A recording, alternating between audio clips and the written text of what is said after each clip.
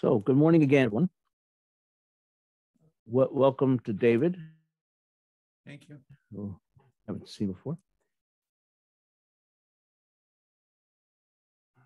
And happy Mother's Day to all the mothers amongst us.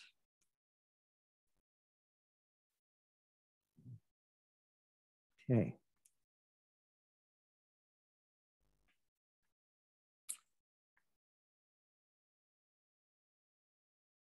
So one of the great challenges that we all face today, and I think I feel acutely when I'm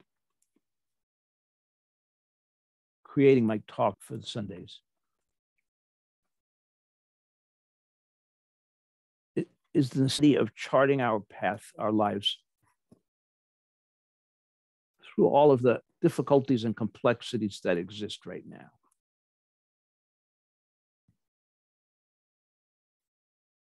And I think, in fact, living a human life is always a complex undertaking. And there are always many, many difficulties in the world. But I think that we feel them more now for reasons. One is simply the media that we have. There was a time when I only knew what was going on in my village, or maybe I know what's going on in the tiniest village in India. If there's some, not because those people are having a day, but it will be some kind of a catastrophe, right? So that's the way the media functions. They sell whatever it is they're selling based on getting our attention, and nothing gets our attentions as well as trauma and catastrophe, unfortunately. So that really sort of, among other things, just really distorts our perspective about our world today. And yet, these things are also true. And the fact is that we have several threats that are existential to the fate of all of humanity. And I don't believe that has ever existed before. I think that's something unique to our time. So the question is, how does this practice function? How does it help us to navigate, to find a way for our lives, to stay sane? And I want to begin by talking, because I didn't understand necessarily what's happening now. I didn't experience any of the things that we understand now, but he deeply understood suffering, and that is not a new concept, obviously. And one of his earliest teachings was that of the middle way. Now, the way that arose in the Buddha's life was that he had, when he was living as Prince Siddhartha in the past, he had enormous wealth and every sensual pleasure and abundance of amazing food, on and on and on and on. He had experienced opulence. And then later, when he went to live as a monk in the forest, as a monk, but as an ascetic in the forest, he practiced extreme, austere practices. Long fasts and days on end of sitting and not moving. And part of what he realized was neither of these extremes was where he wanted to be. He rejected the life in the palace. He rejected the extreme wealth and comfort he had there. When he left, when he went off to practice with the monks, with the ascetics in the forest. But he also really died because of those extreme practices. And we remember that. We've talked about that story fairly recently, how a young woman finds him essentially lying unconscious picks him up and she helps him and she nurses him back to health with milk from her goats. And that's where, at that point, is when he comes to this idea of the middle way, the extreme.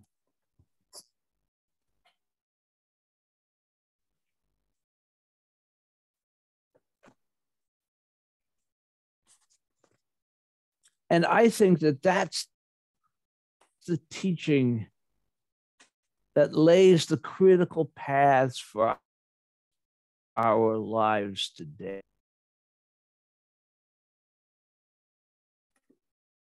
Because we are living constantly between two extremes. The extreme, on one hand, of being overwhelmed, of being depressed, of being despairing. And on the extreme, on the other hand, of living in some sort of a false reality that ignores the suffering in the world, ignores these many conundrums that we're facing. That's a kind of false of happiness. Two extremes.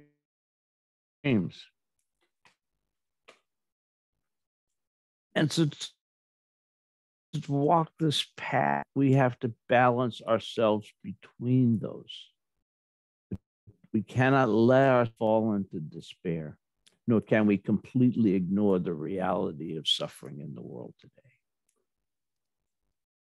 And the more I thought about it, that's the key teaching for right now. They're all important.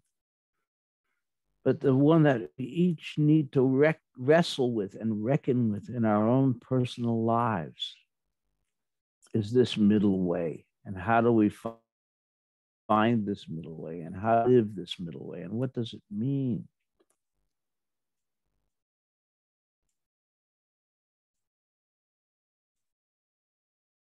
And the answer is that the middle way is at the very heart of our practice, at the very heart of our Zen. Because the middle way is all about avoiding attachment. Right? If I become too attached to misery, then I fall off on this side. If I become too attached to happiness, I fall on this side. And so I need to maintain that balance between the extremes, the polarities that are in my life and the world today.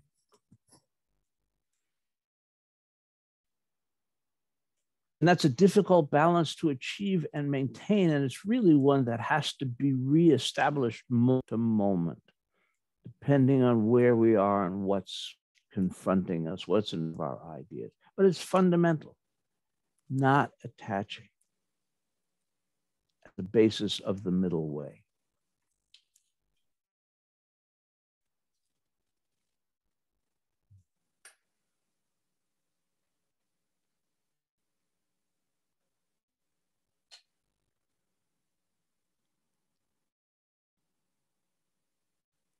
You know, there's so many ways in which our desires and our delusions and our attachments gain control of our psyches, of our lives, of our consciousness.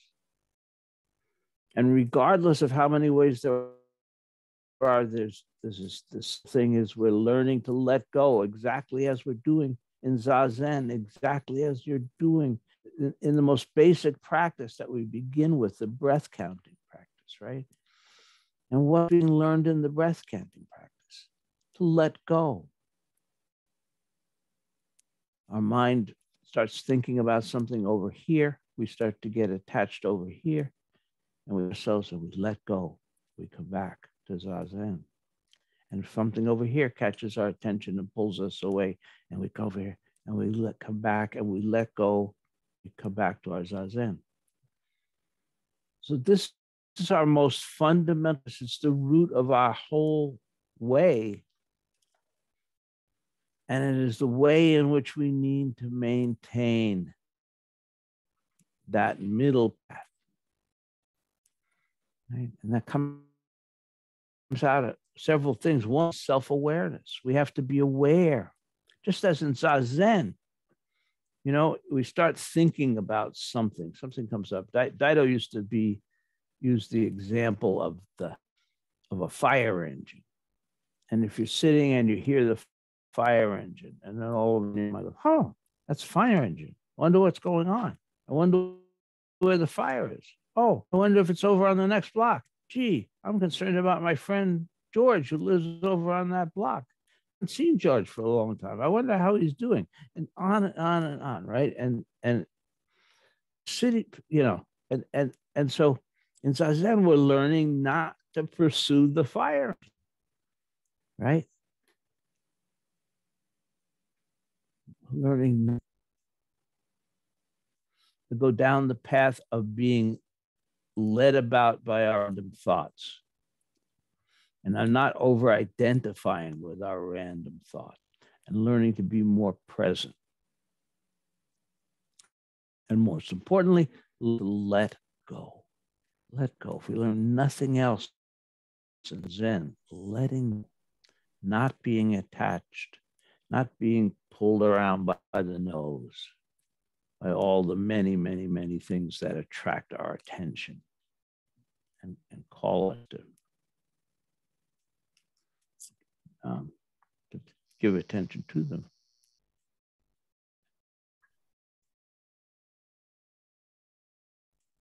Balancing in the middle. We have a very important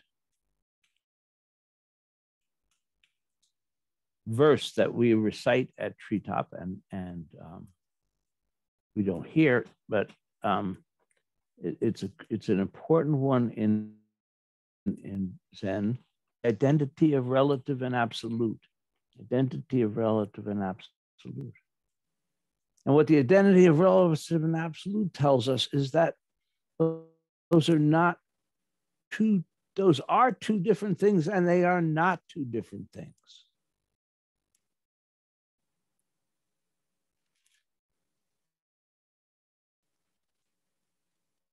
They are not two different things, and they are two different things.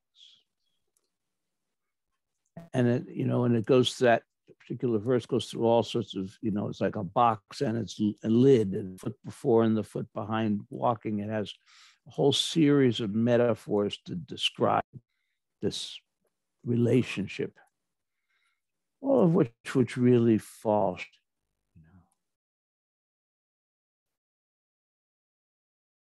But that dichotomy does not exist in reality, and yet it's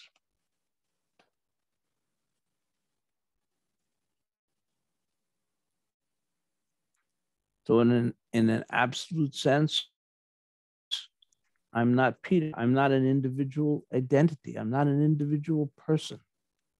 I don't even exist in terms of particularity and individuality. But in a relative sense, those two things absolutely coexist. At various times, we might see one or we might see the other, but that always is essentially is an illusion, because they never exist apart. They always exist in unison.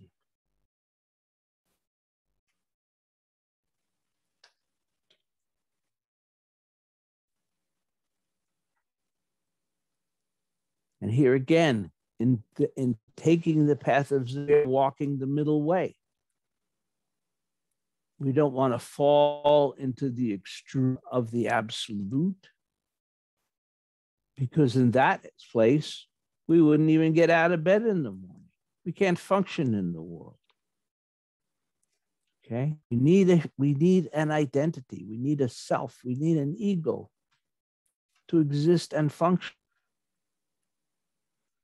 We don't want to fall so far into seeing our ego as a solid, permanent entity that we're not aware that that's really an illusion, and that we are the absolute. So both those things exist.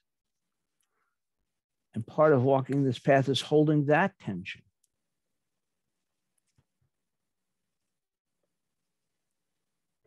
Perhaps if we're sitting, doing shikantaza, we make glimpses.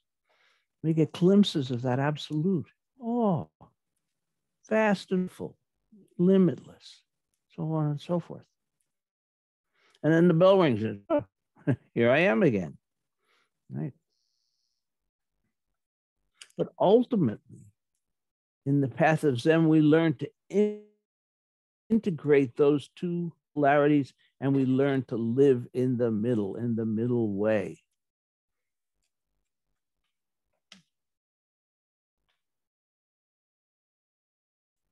You know, we talk essentially that the Zen ox herding pictures describe that, as do other examples. That we are the first part of the journey in Zen is to glimpse the absolute, to experience the absolute. And when we have that awakening, be very powerful. And then the second half of the journey in Zen is to get rid of that. Get rid of that absolute. So what's left? What's left is what we call just this very reality. It is neither absolute nor is it relative, and yet it is both absolute and relative, right?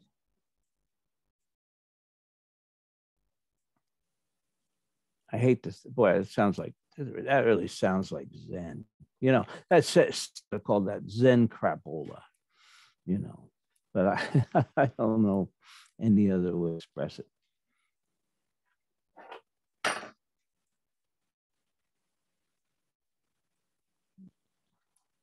So Hegel talked about this for folks that are familiar with Hegel, or if you're not. And he had something that he called dialectics, right? And all the things just described are what Hegel would call dialectics. So Hegel talked dialectic. There's two propositions. First one is called the thesis. He called the thesis. It's the initial arising of a position. And then there's the opposite that then sort of co-arises, which is the antithesis. Okay. So any two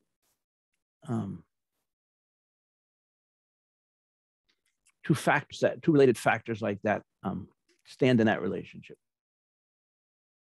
War and peace, light and darkness, right? Love and hatred. Those are all thesis and synthesis, opposites, relative and absolute.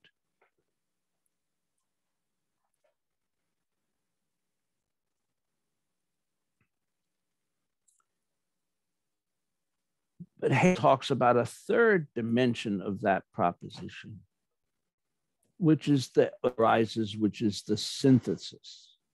And the synthesis has of both, right? It's new.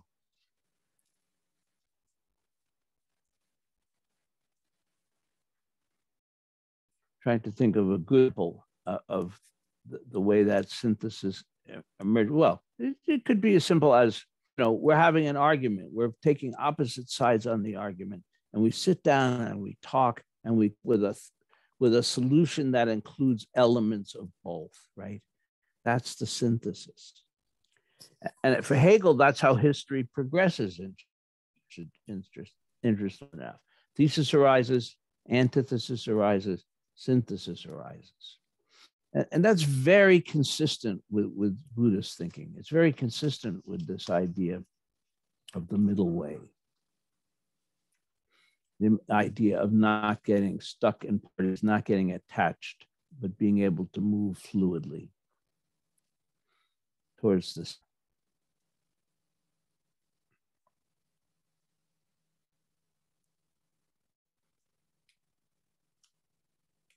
So what's the significance of all of this?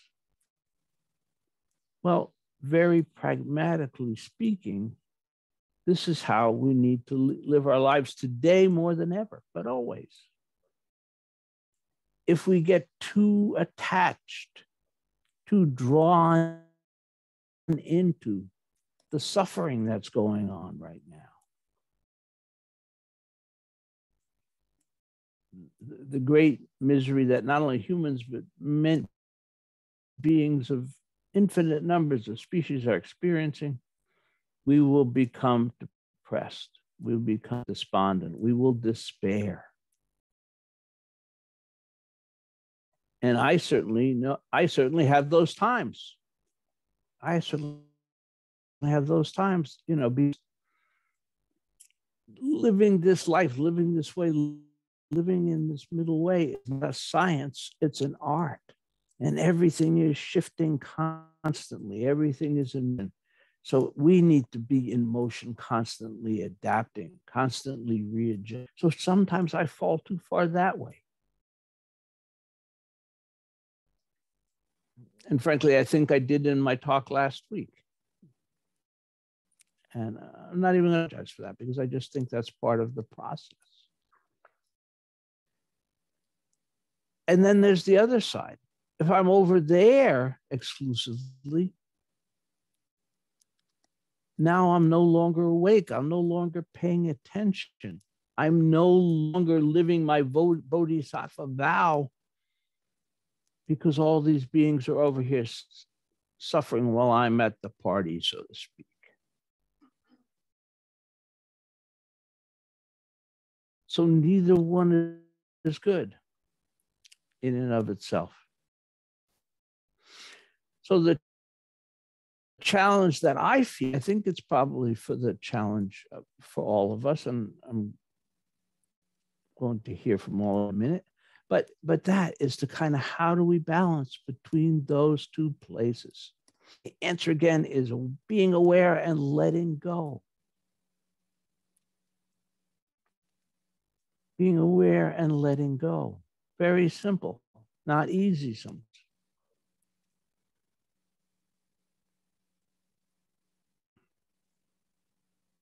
Because in parts, sometimes we need these things, right? Sometimes we need to connect with and feel a little of the suffering to arise, allow our compassion to arise. If we're oblivious to suffering, then we have compassion. Then we are not part of the solution. Right? But then, if I'm immersed in the suffering, I can become paralyzed. I can become despondent. I can cease to be part of the solution. Excuse me. So neither is good. So to some extent, it means we've got to be fluid. It means we've got to be shifting and compensating constantly, right? And responding to the circumstances that are in front of us.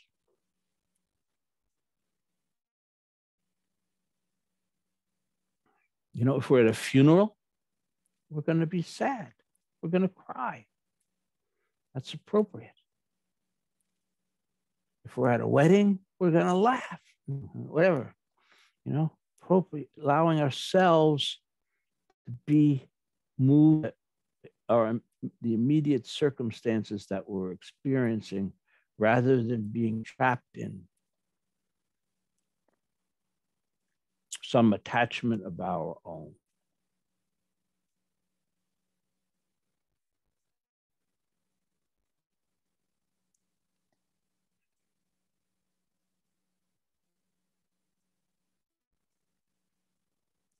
I think that's the most critical skill we can have in this, to maintain that fluidity, to maintain that non-attachment that allows us to stay in the middle and to live in a way that's consistent with our sattva vows, with our responsibility to this world, and at the same time, to be able to experience happiness and joy and love and the positive things of the world. Both are there. Both are true. Both are equally valid.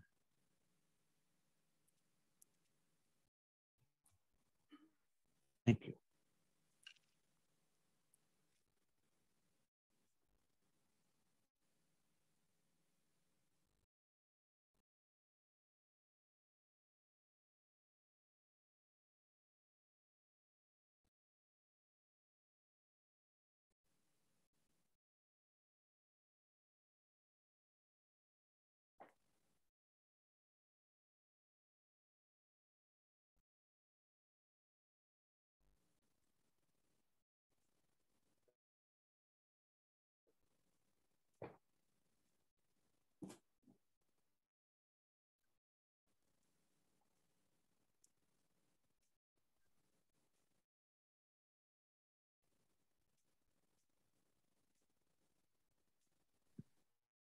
Thank you so much, Peter, for yeah. As always, it always seems that what you raise in your Dharma talk seems so perfectly timed. As you were talking, I was thinking about, the Brahma Vihara of equanimity and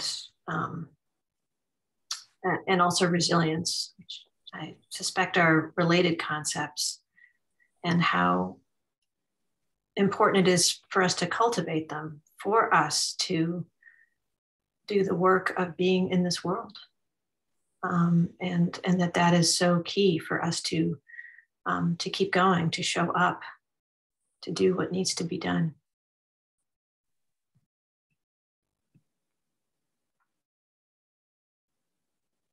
Thank you, Deirdre.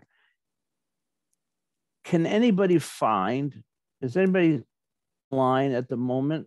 This is not like I'm checking on you, but there's a koan. I wonder if somebody could find. It's with the Pong family, Layman Pong, because otherwise I'm gonna if I say it.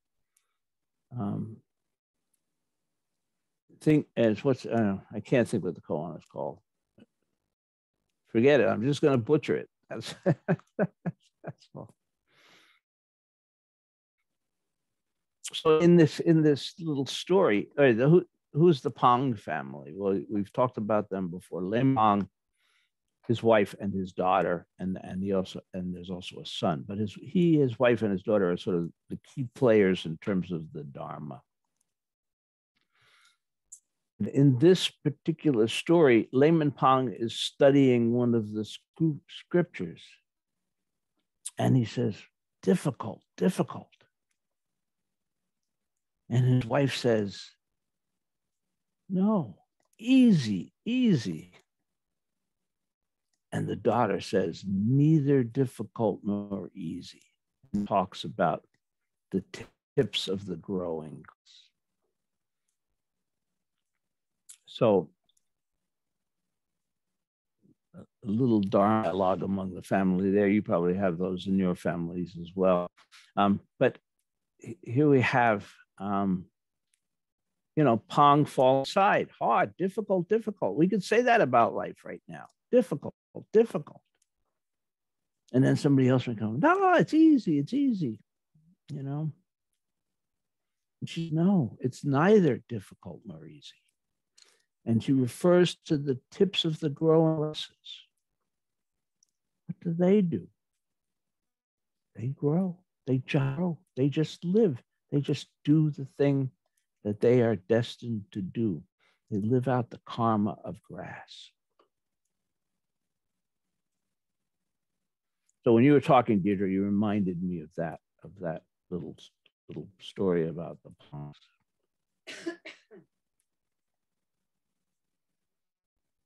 Right? That points to the same thing, neither hard nor easy.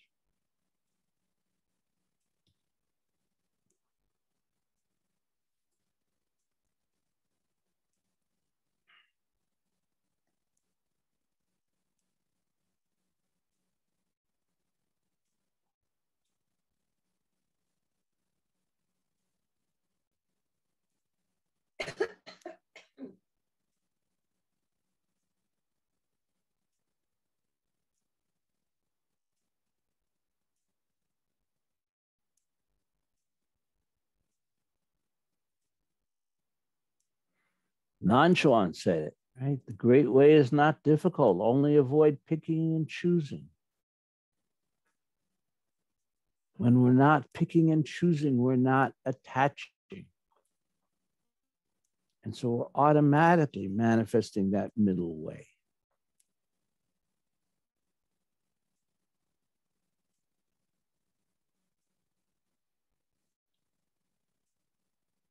All of our teachings point to this place, way of being in the world.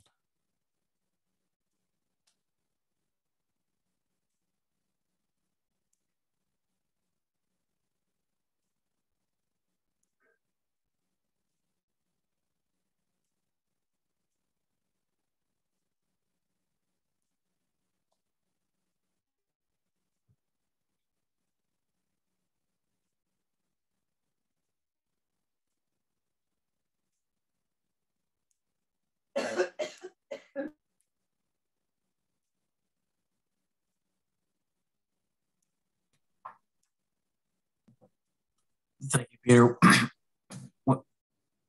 I agree on the fluidity approach and think about that often. And sometimes I think I worry that without constant attention to the middle way, that it can become having to give up your goals and direction that so easily to attach to. Oh, this is a very important point, John Scott. Thank you for bringing it up. Because this world, this way of being in the world requires that we not attach, but it doesn't require that we have goals or ideas or anything else, you know. And so one of the things, yeah, I'm sort of right over what she'd say, but one of the things she used to say is that the problem with having a Mercedes, it's having an attachment to a Mercedes, right? So there's a difference between those two things. And so the same with a goal. We can have a goal.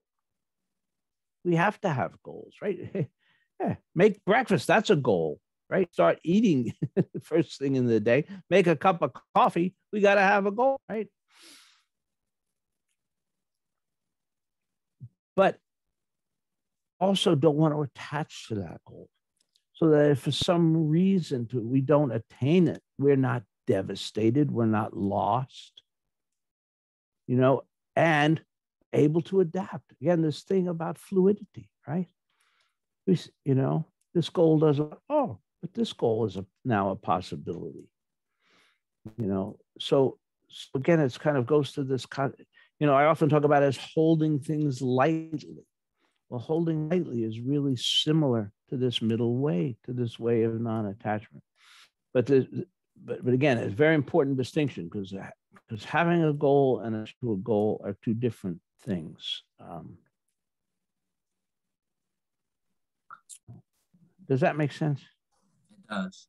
Where I think I've landed in my own self-debates is calling it an intention versus an expectation.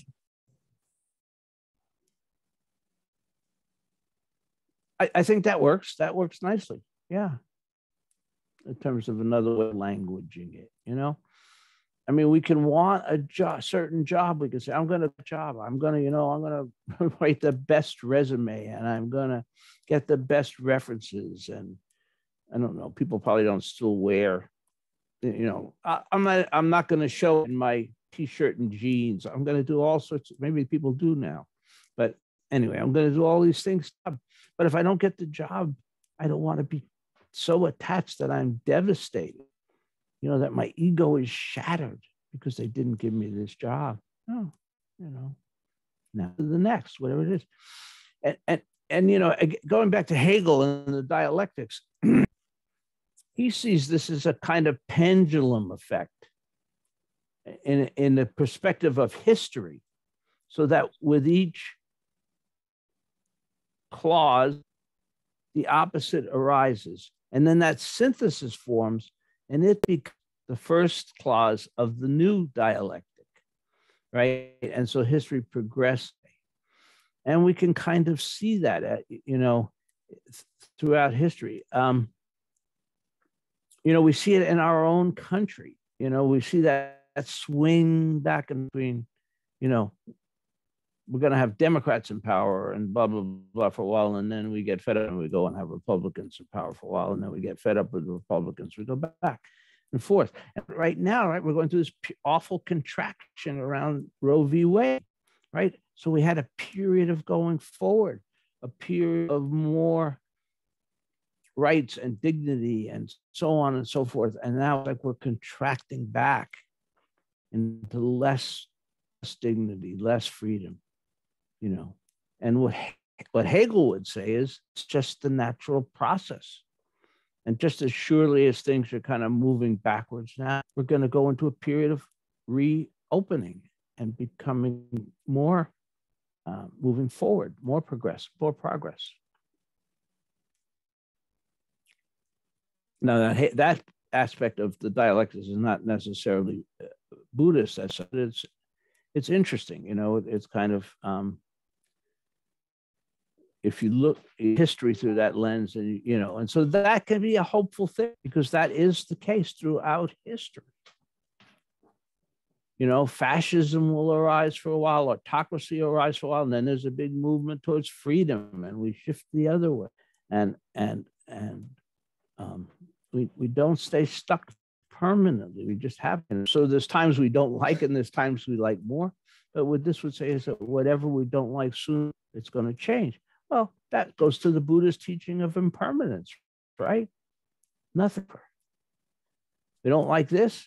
Those of us here in Maine know that if you don't like the weather, wait a minute, right? So that's, we don't like it. Now, that doesn't mean we should do nothing. That doesn't mean we should be passive bystanders. Doesn't mean we shouldn't be activists. All of that has its place too. But even in activism, when we go to that polarity, we need to hold it like. And that's a subtle thing to do. To be caring and activist and falling into sort of pernicious attachment. It's very subtle. And you may use the word equanimity, Deirdre. That's where equanimity lives. It lives in that subtle space that allows us to flow through the various phases of life without being destroyed, without being too disheartened, or without being excessively Pollyanna-ish.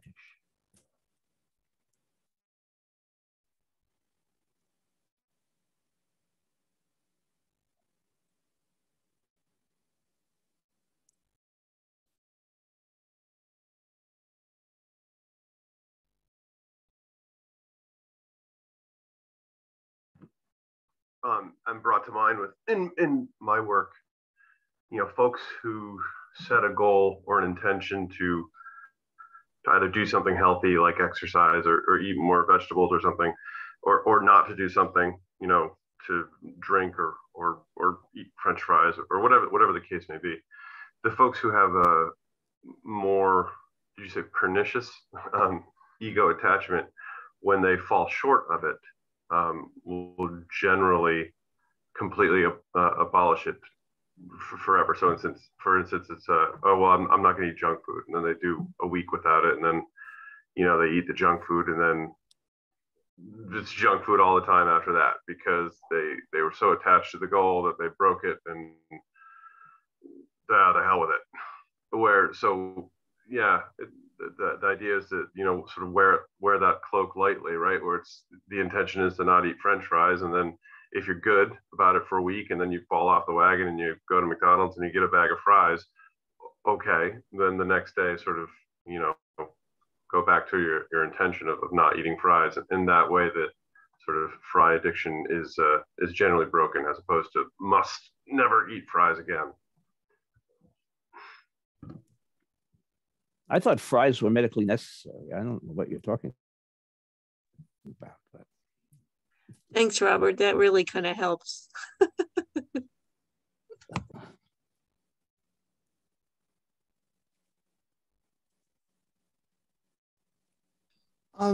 Peter, one thing that comes to mind that I'm wondering about is, you know, I actually mentioned a couple of weeks ago, I think, about how given the amount of suffering in the world and the amount of things that can be done to help, I'm sometimes struck by like the Dalai Lama. So much of the time he's laughing and happy and everything.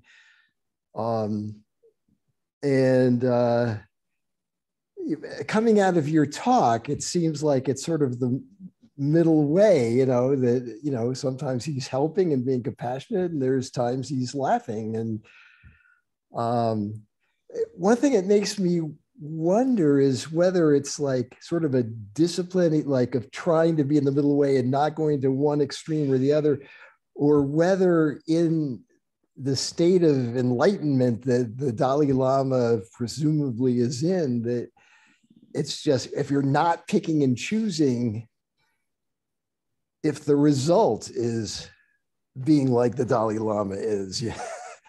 As a, you know, so is it sort of the result of this state of mind that he has, that he's doing both things at different times, or is it a choice, you know, to try to balance things? I don't, it just seems like an interesting question to me. Well, it is interesting. In his case, I suspect it's completely not. Let's look at, most of us started training when, in our 20s, 30s, 40s, maybe beyond, in terms of practice.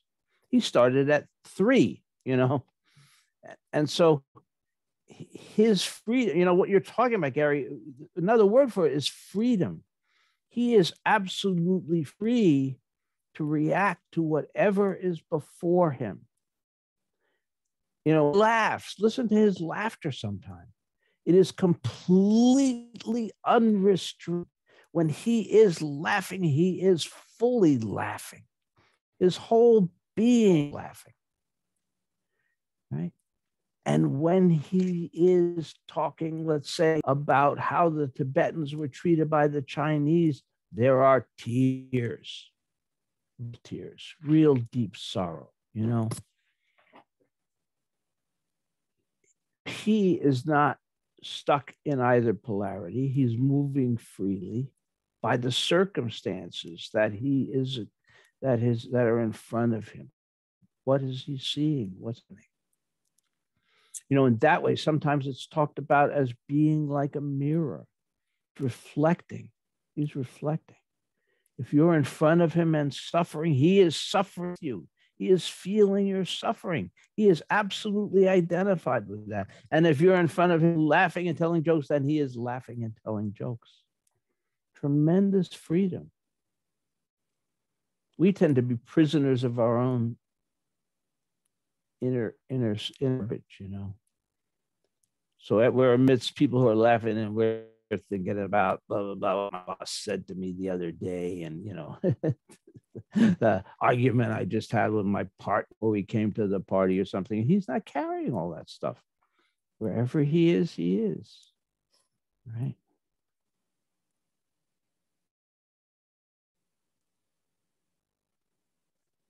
You know, to that extent, that you know, sometimes I'm kind of a little critical of the mindfulness movement, but to that extent, they're right. It is, you know, we often are living someplace than where we are.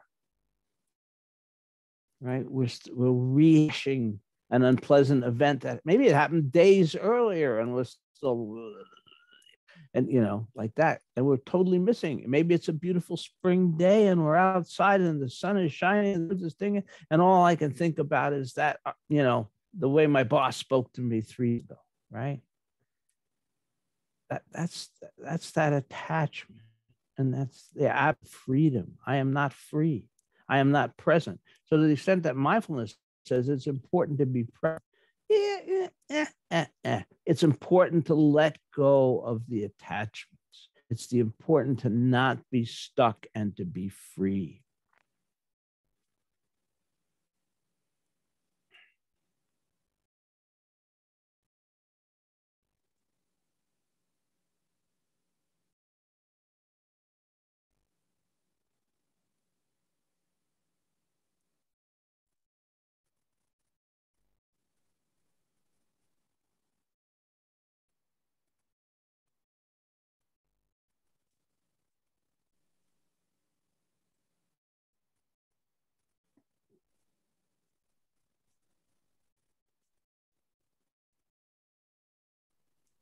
And so, in closing, all of this is grounded in our humanity. We cannot escape our humanity.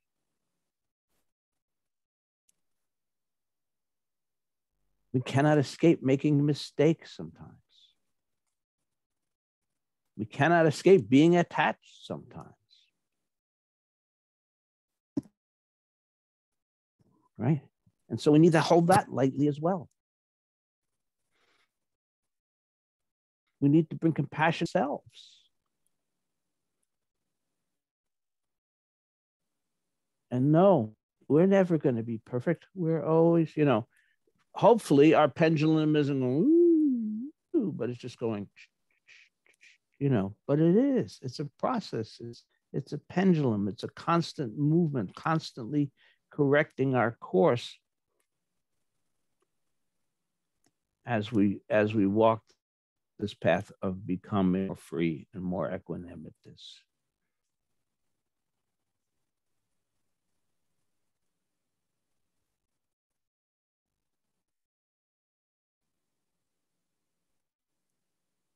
Never easy, is it? We'll fall in that trap. Okay.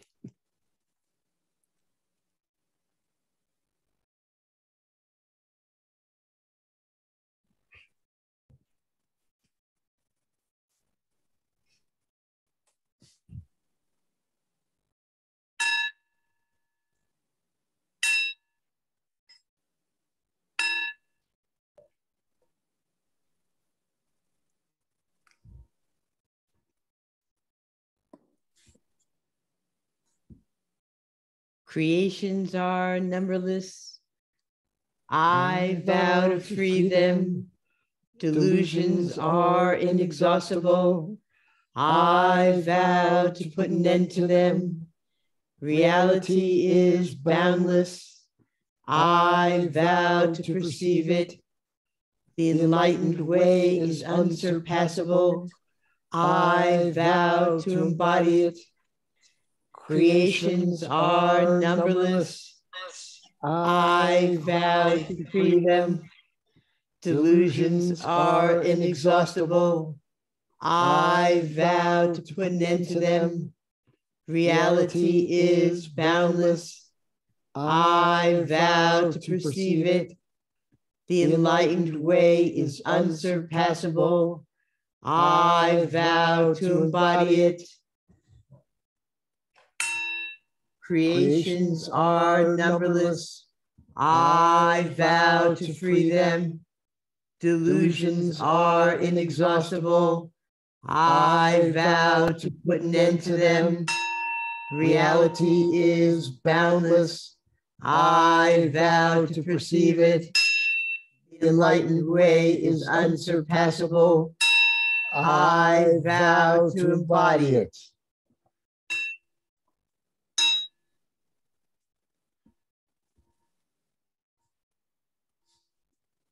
Okay, thank you, everybody.